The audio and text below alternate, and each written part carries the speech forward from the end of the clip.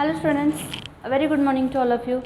Now students, today we are going to start third unit's third lesson, that is 3.3 lesson, the last leaf. Now what is mean by the last leaf? In Marathi we can say शेवटचं पान. Okay, leaf means जे झाडाचं पान असतं त्याला आपण leaf म्हणतो, right? Now let me begin with the lesson, the last leaf. In the poorer parts of New York, there was a colony where many struggling artists lived. Now this story begins with the New York City. म्हणजे New York ही जे काही शहर आहे त्या शहरापासून ही story start होते. In the poorer parts of New York म्हणजे न्यूयॉर्कमध्ये असणारे जे काही गरीब भाग आहे, म्हणजे in India how the slum areas, म्हणजे महाराष्ट्रामध्ये किंवा भारतामध्ये कशा प्रकारे स्लम एरिया जे असतात, म्हणजे झोपडपट्टी टाईप एरिया जे असतात ज्याच्यामध्ये अगदी गरीब लोक राहत असतात, बरोबर. मग अशा एक न्यूयॉर्कमधला एक भाग आहे जिथे सर्व गरीब लोक राहतात, इथून ही स्टोरी स्टार्ट होते. There was a colony where many struggling artist lived. तर आता त्या भागामध्ये न्यूयॉर्कमधल्या जिथं गरीब लोक राहतात तिथे एक कॉलनी आहे. त्या कॉलनीमध्ये स्ट्रगलिंग आर्टिस्ट म्हणजे काय की अगदी झटापट आपल्या आयुष्यात काहीतरी अचीव करण्यासाठी झटापट करणारे असे स्ट्रगलिंग आर्टिस्ट तिथं राहतात. Among them were Sue and Johnsy. आता त्यापैकीच दोघं आहेत Sue and Johnsy. They had come to New York from different parts of the United State. आता युनायटेड स्टेट जो आहे US, त्याला आपण इन शॉर्ट फॉर्ममध्ये US असं म्हणतो. तर US मधल्या काही वेगळ्या वेगळ्या भागातून ती दोघं जण तिथं आलेली होती. When they meet they found that they share the same interest. आणि जेव्हा ते दोघं एकमेकांना भेटले तेव्हा त्यांना असं लक्षात आलं की त्यांच्या दोघांचा जो काही इंटरेस्ट आहे, म्हणजे रुची आपण त्याला म्हणतो इन मराठी, तर त्या दोघांची जी काही रुची आहे ती सेम आहे. म्हणजे त्या दोघांची आवड निवड असेल किंवा करिअर करण्यामधली आवड असेल ती शेअर द सेम इंटरेस्ट, म्हणजे त्या दोघांची आवड निवड सेम आहे. And they became friend. आणि आवड सेम असल्यामुळे त्यांचे विचार जुळले अँड दे बिकम फ्रेंड, आणि ते दोघं जण मित्र झाले. They shared a flat and set up a joint studio trying to earn a living through art. तर त्यांनी एक स्टुडिओ सेटअप केला. स्टुडिओचं सेटअप त्यांनी केलं म्हणजे त्यांचे जेवढं ते अफोर्ड करू शकत होते तेवढ्या मनीमध्ये, ते जेवढं अफोर्ड करू शकत होते त्यांच्या परिस्थितीनुसार तेवढ्या पैशांमध्ये त्यांनी एक स्टुडिओचं सेटअप केलं. त्याच्यामध्ये ते studio trying to earn a living through art. मग त्याच्यामध्ये कलेच्या माध्यमातून ते पैसा मिळवू शकतील अशा प्रकारे त्यांनी एक स्टुडिओची रचना केली. Johnsy was small, thin and not very strong. आता जॉन्सी जे आहे ते एकदम स्मॉल म्हणजे लहान आहे, शिवाय थिन म्हणजे अगदी तब्येतीनं बारीक, नॉट व्हेरी स्ट्रॉंग म्हणजे अगदी सडपातळ की ज्याच्यामध्ये अगदी ताकद नसेल, असं वीक आहे. After spending a few month in New York. आता न्यूयॉर्कमध्ये काही दिवस स्पेंड केल्यानंतर शी बिकेम इल. नाव Johnsy is a lady. Okay, आता इथं आपल्याला लक्षात आलं की जॉन्सी हे एक वुमन आहे किंवा लेडी आपण म्हणू शकतो, फिमेल आहे. Okay, she became ill with pneumonia. आता त्यावेळी न्यूयॉर्क सिटीमध्ये बरेचसे दिवस स्पेंड केल्यानंतर ती ऑलरेडी वीक असल्यामुळे ती एका आजारामध्ये तिला जावं लागलं, फेनोमेनिया. In those days, it was not easy to cure phenomena patient. Nowadays, how the corona, like that way, that in those days, pneumonia disease was there. म्हणजे आत्ताच्या आपल्या या ट्रेनिंगमध्ये कोणता रोग आहे किंवा कोणता विषाणू आहे तर कोरोना. म्हणजे आत्ताच आपण जसे कोरोनाला ट्रीट नाही करू शकत आहे तशाच प्रकारे फेनोमोनिया पेशंटला अगदी 100% ट्रीट करता येत नसायचं त्यावेळी.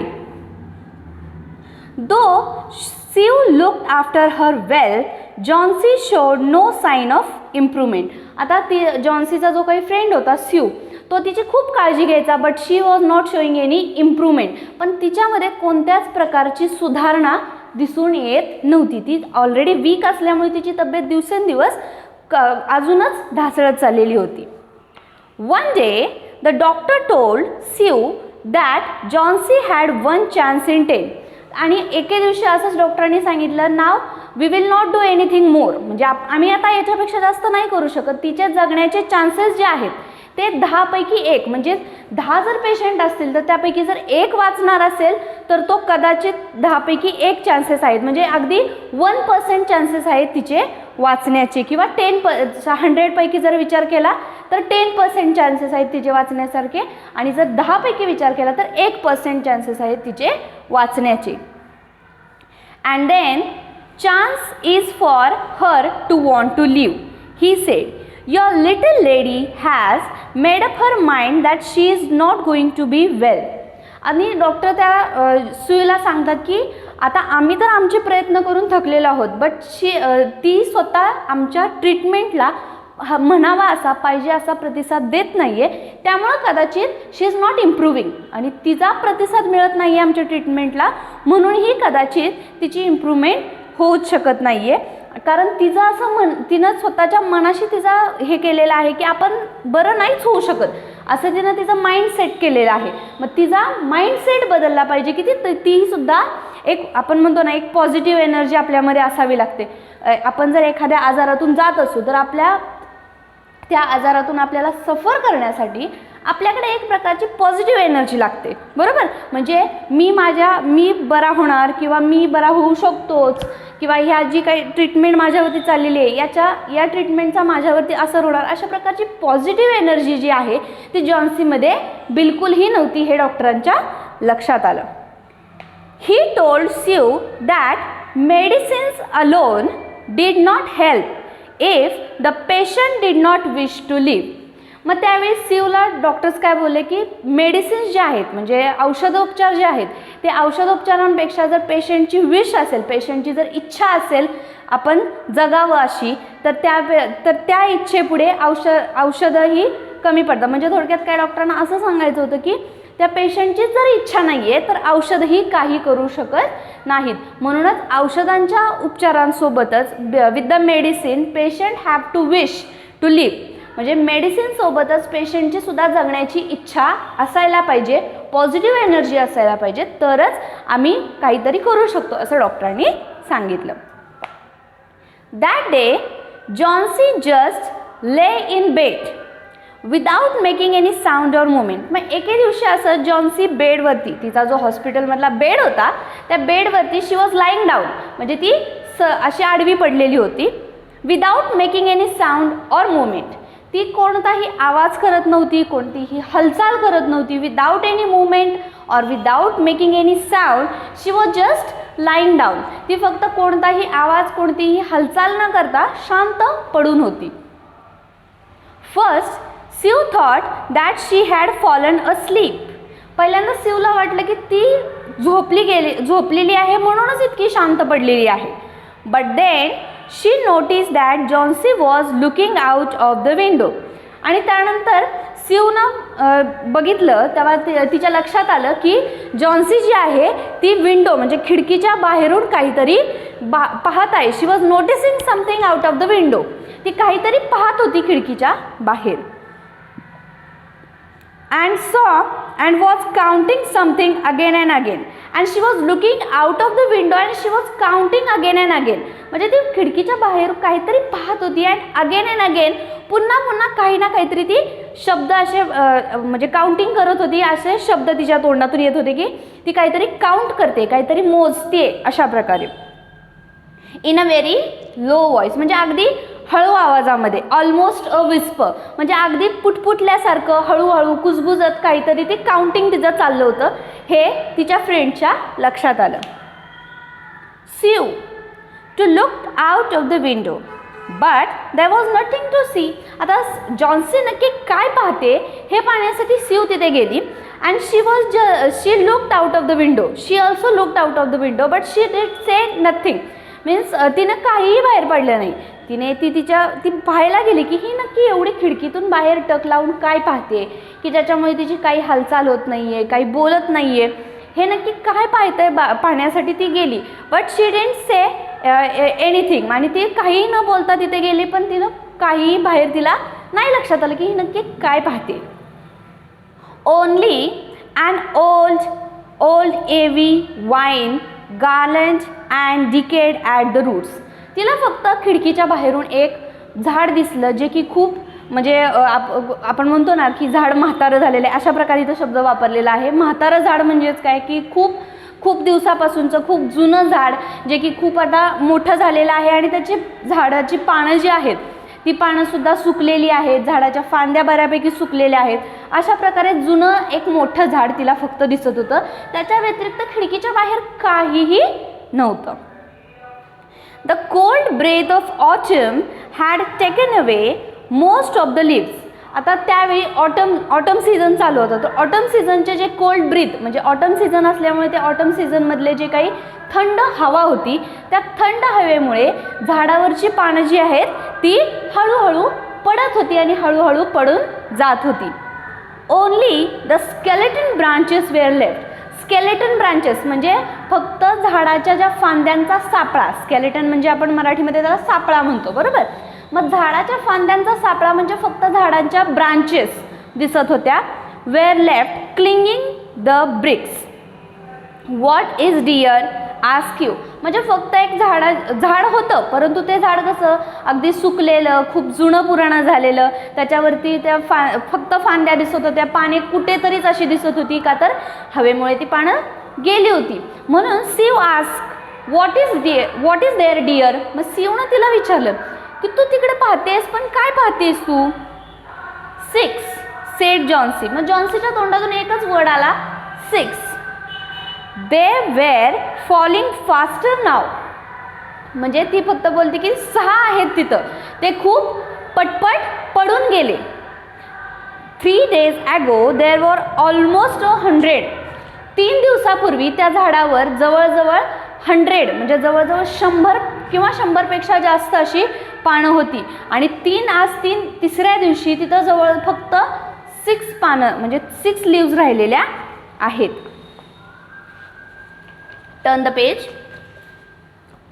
It made my head ache to count them and before 3 days there are lots of leaves. 3 दिवसापूर्वी तिथं खूप सारी पानं असल्यामुळे that was headache for me. ती माझ्यासाठी खूप डोकेदुखी होती. फॉर काउंटिंग म्हणजे ते काउंट करणे. ती पानं 3 दिवसापूर्वी जास्त असल्यामुळं मला एक डोकेदुखी वाटत होती ती काउंट करायला. But now it's easy. पण आता हे खूप इझी आहे. There goes another one. There were only 5 left नाव. हे बघ अजून एक तिथून पान पडलं. Now there is only 5 leaves left. 5 what dear leaves. मग तिला सीवला हे लक्षातच येत नव्हतं की जॉन्सी नक्की काय सांगते, म्हणून ती म्हणते पण नक्की काय. देन शी सेड लीव्स झाडाची पानं. On the ivy vine. तर आता झाडाचं नाव काय आहे ivy vine. When the last one falls I must go too. मग ती काय म्हणते 3 दिवसापूर्वी इतकी पानं होती, 3 दिवसात जर इतकी पानं पडून गेली आणि आता फक्त 5 लीव्स राहिलेले आहेत, तर ज्यावेळी ही सगळीच्या सगळी पानं पडतील आणि शेवटचं पान जेव्हा त्या झाडावरून गळून पडेल मी सुद्धा या जगातून निघून जाईल असं ती म्हणते. I have known that for 3 days didn't the doctor tell you. मला माहिती आहे तुला डॉक्टरांनी काय सांगितले आहे ते, परंतु मला माहिती आहे की हे जे शेवटचं पान पडेल तेव्हा मी सुद्धा या जगातून निघून जाईल. अशा प्रकारे ती निगेटिव्ह थिंकिंग करत बोलत होती. Oh I never heard of such nonsense said Sue. मग सीव काय म्हणते oh I never heard such nonsense things. म्हणजे हे तुझ्यासारख्या अशा मूर्ख गोष्टी ऐकण्यात मी कधीही ऐकलेल्या नाही आहेत आणि मला ऐकायचे नाही आहेत. अशा प्रकारे ती बोलते आणि इग्नोर करते. What have old ivy leaves to do with your getting well. मग ती म्हणते की ह्या झाडाच्या पानांचा आणि तुझ्या चांगलं होण्याचा काय संबंध आहे. मी अशा प्रकारच्या नॉनसेन्स गोष्टी कधीही ऐकलेल्या नाही आहेत. You are such talking about nonsense thing. तू खूप मूर्खपणे काहीतरी बोलतेस अशा प्रकारे ती तिला बोलते. Don't be silly. सिली म्हणजे वेड्यासारखं बोलू नकोस, मूर्खासारखं काही बोलू नकोस. The doctor said that you had excellent chances to getting well. मग ती म्हणते की मला असं डॉक्टरांनी काही सांगितलेलं नाही आहे की तू वाचणार नाही आहेस वगैरे. डॉक्टरांनी उलटं मला असं सांगितलेलं आहे की तुझे खूप चान्सेस आहेत तू वाचण्याचे. म्हणजे ती त्याला तिच्यामध्ये एक पॉझिटिव्ह एनर्जी येण्यासाठी तिची फ्रेंड तिच्याशी थोडंसं खोटं बोलते की doctor said to me that you have a good chances to get well. तुझ्याकडे खूप चान्सेस आहेत तू चांगलं होण्यासाठी किंवा बरी होण्यासाठी. Take some broth now and let me get back to my work. Broth means here a hot soup. Okay, मग ती काय म्हणते की आता थोडंसं सूप पी आणि मला माझ्या कामाला जाऊ देत. मीन्स आता त्या दोघी ज्या होत्या त्या दोघी तिथे फक्त एकमेकींसाठी दोघीच होत्या. म्हणजे सीयूसाठी जॉन्सी आणि जॉन्सीसाठी सीयू अशा दोघीच फ्रेंड एकमेकींसाठी होत्या. मग जॉन्सी जेव्हा हॉस्पिटलाइज होती, जेव्हा ती हॉस्पिटलमध्ये होती तेव्हा सीयूला तिचं जे काही आजारपण आहे ते बघून पुन्हा त्यांचं जे काही त्यांनी स्टुडिओ सेटअप केला होता ते देखील पाहावं लागायचं.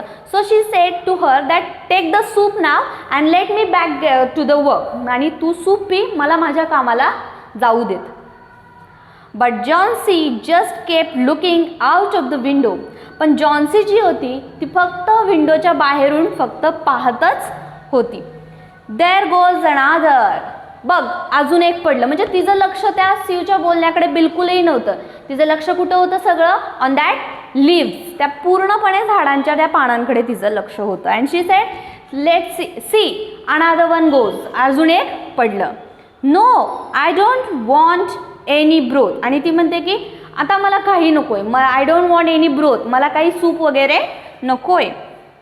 That leaves just 4. आता फक्त 4 पानं राहिलेली आहेत. I want to see the last one fall before it gets dark. म्हणजे बिफोर इट गेट्स डार्क म्हणजे संध्याकाळ होण्याच्या आधी, अंधार पडण्याच्या आधी मला ते शेवटचं पान पडतंय का आणि कधी पडतंय हे मला पाहायचंय, said the Johnsy.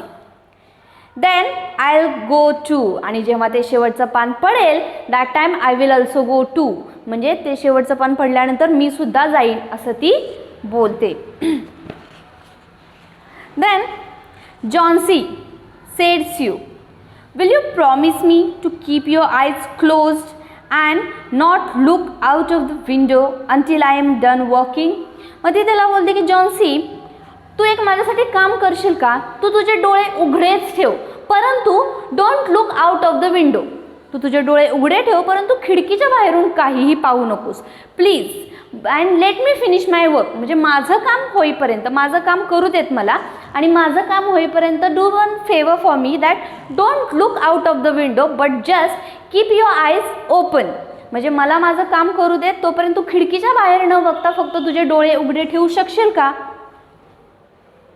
I must hand those drawing in tomorrow. मला उद्या हे जे काही ड्रॉइंग्ज आहेत, आता they both friends are related with art. त्या दोघींचं काम कशाशी होतं तर आर्ट, कलेशी निगडीत होतं. मग ती काय बोलते I must hand those drawing in tomorrow. मला उद्याच्या उद्या हे जे काही ड्रॉइंग्ज आहेत ते द्यायचे आहेत. I need the light. आणि मला लाईटची, उजेडाची गरज आहे. आता जे काही आर्टिस्ट असतात ते आर्टिस्ट ह्या बल्बच्या किंवा जे काही आर्टिफिशियल लाईट्सच आहेत ह्या बल्ब्स वगैरे, मग बल्ब्स, ट्यूबलाईट, ज्या काही हा जो काही प्रकाश आहे या उजेडाच्या या प्रकाशाच्या साधनांच्या माध्यमातून किंवा या प्रकाशाच्या साधनांनी कोणतेही आर्टिस्ट ड्रॉइंग नाहीत करत. तर ते नॅचरल लाईट जी असते, सूर्यप्रकाश, त्या नॅचरल लाईटमध्ये त्यांचे कलर्स जे आहेत ते त्यांना व्यवस्थित परफेक्ट दिसतात. म्हणून ते उजेड प्रेफर करतात की पूर्ण जो काही नॅचरल लाईट आहे त्या नॅचरल लाईटमध्ये कलरिंग करणं किंवा ड्रॉइंग काढणं ते प्रेफर करतात. म्हणून ती म्हणते की मला अंधार पडायच्या आत माझं ड्रॉइंग मला काढू देत. Otherwise I would have close the window. आणि तू जर का आता खिडकीच्या बाहेर बघणार असशील तर मात्र मी ही खिडकी बंद करेन, मग माझं ड्रॉइंग ही राहील आणि सगळंच राहून जाईल. I don't want you to keep looking at those silly ivy leaves. मला तुला त्या मूर्ख अशा विचारांमध्ये, त्या जो काही इव्ही लिव्सचा तू विचार करतेस की शेवटचं पान पडल्यानंतर तू ही जाणार वगैरे, अशा मूर्ख विचारांमध्ये, ह्या मूर्ख पानांकडे बघून तुला हा विचार करायला मला भाग पाडायचं नाहीये. Tell me as soon as you have finished sed Johnsy. मग जॉन्सी रेडी होते, तयार होते. ती म्हणते की ओके ठीक आहे, tell me when ever you will finish. तुझं जेव्हा पूर्ण काम होईल तेव्हा तू मला सांग, तोपर्यंत मी नाही बघत बाहेर. Closing her eyes because I want to see the last one fall. आणि ती तिचे डोळे मिटते. ती म्हणते की मी जर डोळे उघडे ठेवले तर माझं लक्ष तिकडेच जाईल. So I will just keep my eyes closed only. तर मी माझे डोळे फक्त बंदच ठेवते आणि because I want to see the last one fall. आणि का डोळे बंद ठेवते का, तर जेव्हा लास्ट लीफ पडेल तो मला पाहायचा आहे, म्हणून आत्ता सध्या तरी मी माझे डोळे बंद ठेवते. Try to sleep said Sue. मग स्यू म्हणते ठीक आहे, मग तू झोपण्याचा प्रयत्न कर. I must call Behrman up to be my model for the old man that I am drawing. I will not be gone a minute. Old Behraman was a painter. मग ती काय म्हणते, तू झोप, मला आता बेहरमनला बोलवू देत, माझे जे काही ड्रॉइंग्स आहेत ते ड्रॉइंग्स माझे कडून झालेले आहेत, तर ते पेंटिंग त्याला कलर करण्यासाठी मला आता बेहरमनला बोलवू देत. Behrman was a painter. तो एक ड्रॉइंग पेंट करणारा पेंटर होता. who lived on the ground floor but he was a failure in art. तो त्यांच्याच बिल्डिंगच्या ग्राउंड फ्लोअरला राहत होता, पण तो एक चांगला पेंटर होता, परंतु फेल्युअर कशामध्ये होता, आर्टमध्ये, कलेमध्ये तो एक फेल्युअर होता. For 40 years he had wielded the brush but had not made any money. Wielded the brush means painted with a flourish. जवळजवळ 40 वर्ष त्याने कलर काम केलेलं होतं, परंतु ही अर्न नथिंग, म्हणून परंतु त्याने काही सुद्धा कमवलेलं नव्हतं. म्हणजे तो कलेशी निगडीत होता, परंतु कलेच्या माध्यमातून त्याने काहीही पैसे कमवलेले नव्हते. He was just failure in art. तो आर्टमध्ये हरलेला माणूस होता. He had been always about a paint a masterpiece. Masterpiece means here meaning a most valuable outstanding work of art. मग he had been always about to paint a masterpiece. म्हणजे त्याला असं वाटायचं की मी नेहमी एखादा मास्टरपीस खूप छान असा, खूप असे सुंदर अशी कलाकृती माझ्याकडून व्हावी. But had never yet began it. कलाकृती माझ्याकडून खूप चांगली व्हायला पाहिजे, परंतु त्याने त्याच्यासाठी कधीही असे स्टार्टिंग पॉईंट असा त्यानं केलेला नव्हता. For several years he had only made a few painting. थोड्याच वर्ष फक्त त्यानं थोड्याफारच काही पेंटिंग्स तयार केलेल्या होत्या. He earn a little by serving as a model to the young artist in the colony. त्याने थोडेफार पैसे कधी कमवले की earn little by serving as a model to the young artist in the colony who could not afford other models. He always talk of his coming masterpiece. त्याने त्यांच्या कॉलनीमधल्या अशाच आर्टिस्टना थोडीफार मदत करून त्याने थोडेफार पैसे कमवलेले होते, आणि त्याच्या बोलण्यामध्ये सतत असायचं की माझ्याकडून एक मास्टरपीस तयार होणार आहे, मी एक मास्टरपीस तयार करणार आहे, etcetera etcetera. But he did nothing. त्याने काही केलं नव्हतं, परंतु त्याच्या बोलण्यात मात्र असायचं. Sue told Behrman about Johnsy's fancy. Fancy means here imagination. मग सीवनं जॉन्सीचे जे काही इमॅजिनेशन आहे, कल्पना जी आहे, त्याच्याबद्दल सांगितलं. कोणाला? बेहरमनला. Old Behrman was shocked and anyone could have such idiotic imaginations. मग तो बेहरमन जो होता तो शॉक झाला, म्हणजे त्याला आश्चर्य वाटले की इतका वाईट, इतका विचित्र विचार खरंच कोण करू शकतं का? What he cried. आणि तो म्हणतो की हे काय असं, आणि तो इतके विचित्र इमॅजिनेशन कसं कोण करू शकतं, आणि असं म्हणून त्याला रडू येतं. Are there people in the world foolish enough to die because of leave dropping off from a vine. मग तो म्हणतो की जगामध्ये अशीही लोक आहेत का की असा विचार करतील की जेव्हा वाईन ट्रीचं शेवटचं पान पडेल तेव्हा मी मरणार. अशा प्रकारे मूर्ख विचार कसा काय कोण करू शकतं, अशा प्रकारे तो बोलतो. I have not heard of such a thing. मी कधीही याच्याबद्दल याच्या आधी कधीही ऐकलं नाही की वाईन झाडाचं शेवटचं पान पडलं की आपण मरणार वगैरे. Why did you allow this thought to enter her brain. To enter her brain म्हणजे तिच्या मेंदूमध्ये हा असा विचार येण्यात तू येऊच कसा दिलास, असं ओल्ड बेहरामन, तो म्हातारा जो बेहरामन आहे तो सीवला बोलतो. नाव remaining part of our story we will see in the next video. Till that time, read the story very carefully as well as write down the difficult words with its English and Marathi both meaning, and learn the difficult words with spelling and meaning. Thank you.